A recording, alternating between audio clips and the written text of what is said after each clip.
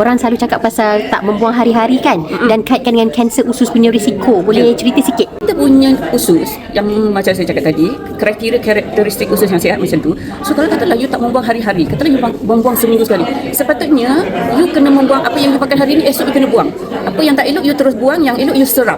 Kalau banyak toksik kotoran yang you tak buang, dia berkumpul dekat you punya sigmoid colon lah biasanya, dekat tempat simpanan tu, you punya toksin sempat patah balik semula kepada systemic circulation. So dia akan disturb further you punya immune system, you punya menambah toksin di dalam badan.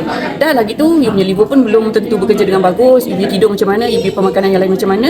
Memang risiko sangat besar untuk dia mutate, sel-sel tu akan berubah sifat. Itulah berlakunya pertumbuhan. Lagi satu, ada banyak kesan sampingan ubat lah biasanya. Ubat, bila orang yang macam tu biasanya kurang serat, kurang air, banyak makan painkiller, banyak makan ubat-ubatan yang berkait dengan usus lah. Banyak ubat yang mengait dengan usus, gastrik lah, GERD, reflux tu semuanya ada risiko untuk meningkatkan ketahanan badan kita lemah dan menumbuhkan benda yang tak patut tumbuh.